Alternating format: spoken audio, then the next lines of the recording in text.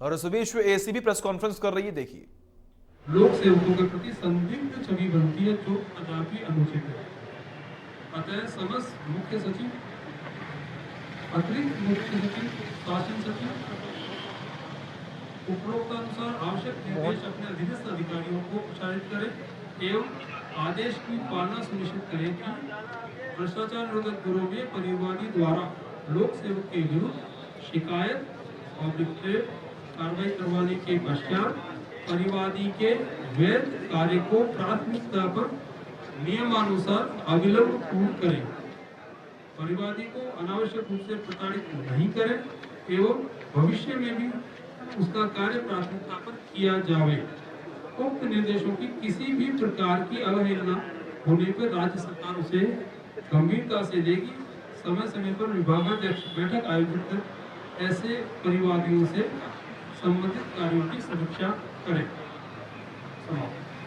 ये सर्कुलर जो निकला है राज्य सरकार का, उसकी कॉपी हमने आपके पोर्टल में सबमिट करी। डीआईजी साहब,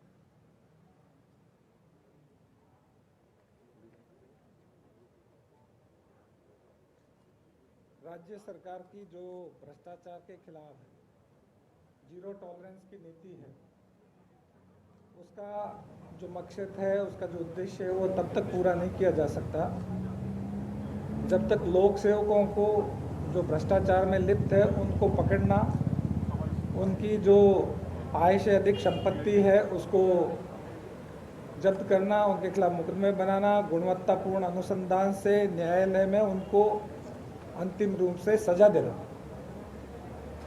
जो गत वर्ष था उसमें न्यायालयों से, विभिन्न न्यायालयों से हमारे करीब 125 मामलों का फैसला हुआ।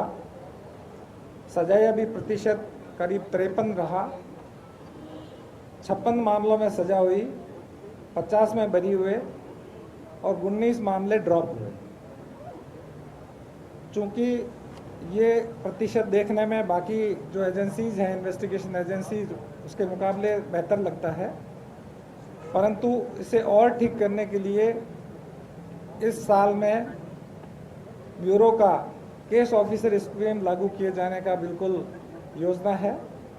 जो महत्वपूर्ण प्रकरण हैं उनको केस ऑफिसर स्कीम के तहत चिन्हित किए जाएंगे और जो संगठित भ्रष्टाचार में जो लिप्त लोग हैं उनके मामलों में न्यायालयों में गुणवत्तापूर्ण अनुसंधान पूरा करके गुणवत्तापूर्ण साक्ष्य के साथ हम न्यायालय में जाएंगे। न्यायालय में जाने के साथ ही उनमें न्यायालयों में उनकी नियमित पैरवी हो, इसके लिए केस ऑफिसर स्कीम लागू की जाएगी। जो दक्ष पुलिस जो ब्यूरो के अधिकारी हैं उनको केस ऑफिसर नियुक्त किया जाएगा और ऐसे मामलों में सजा हो ये ब्यूरो सुनिश्चित करेगा। ये ब्यूरो की प्राथमिकता रहेगी। अनुसंधान के स्तर पर भी कई मामले बिना कारण लंबित रह जाते हैं। उसमें कई कारण हैं, चाहे कई विभाग हैं जो आवश्यक सूचनाएं उपलब्ध कराने में विलंब करते हैं, चाहे मुद्दा अभियोजन स्वीकृति का हो, अभियोजन स्वीकृति समय से नहीं मिलती हो, या कदाचित न्यायालयों में मामले लिटिगेशन में पेंडिंग रहने के कारण पेंडेंसी काफ़ी बढ़ जाती है। इस साल डीजी साहब के नेतृत्व में ये प्रण किया गया है कि इस वर्ष में ऐसे जो लंबित प्रकरण हैं उनमें गुणवत्तापूर्ण अनुसंधान किया जाकर हर हालत में उन्हें न्यायालय में पेश किया जाएगा।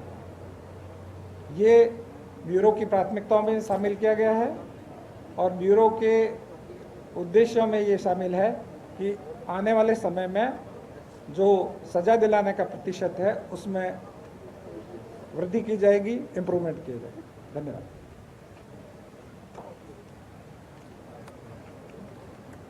आपके कोई प्रश्न हो तो कुछ प्रश्न हम चर्चा कर सकते हैं। अभियोजन स्वीकृति एक बड़ा मुद्दा रहता है। डिपार्टमेंट से अभियोजन स्वीकृति नहीं मिल पाती है, इसको लेकर किस जगह पिछले साल खान विभाग में बड़ा ट्रेड किया गया था और उनको अब पोस्टिंग मिल गई थी। एसीपी को थोड़ा सा देखिए, अधिकांश मामलों में अभियोजन स्वीकृति हमको मिल जाती है और ये सक्षम अधिकारी का प्रेरोगेटिव है कि वो स्वीकृति दे या न दे।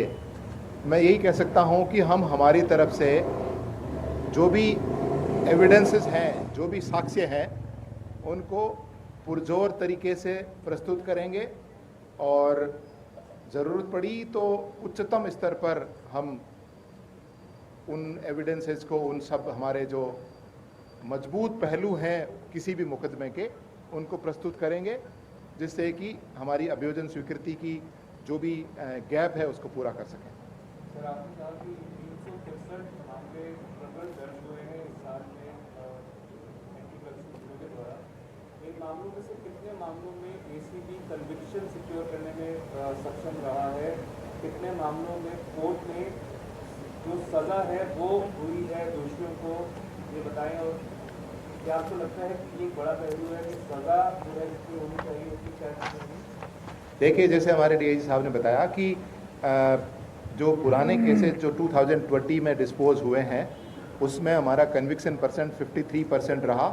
जो ये 363 केसेस हमने 2020 में जो किए हैं उनमें करीब 50 केसेस में तो हम न्यायालय में चालान प्रस्तुत कर चुके हैं और बाकी केसेस, देखिए, थोड़ा गैप रहता है। हम जो केस अभी दर्ज करते हैं ये एविडेंस कलेक्ट करके और उसको अभियोजन स्वीकृति प्राप्त करके और उसको न्यायालय में प्रस्तुत करने में थोड़ा समय लगता है।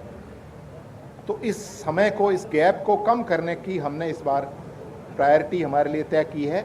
सारे आईओज़ को इंडिविजुअली हर केस में बात करके अगर कहीं कोई गैप हो रहा है तो हम हाईएस्ट लेवल पर फैसिलिटेट करवा रहे हैं, जिससे कि उनकी कोई, अगर मान लो उनको कोई ऑफिसर डॉक्यूमेंट नहीं दे रहा तो हम हाईएस्ट लेवल पर हम फैसिलिटेट करके वी आर ट्राइंग कि वो वहाँ गैप हो जाए।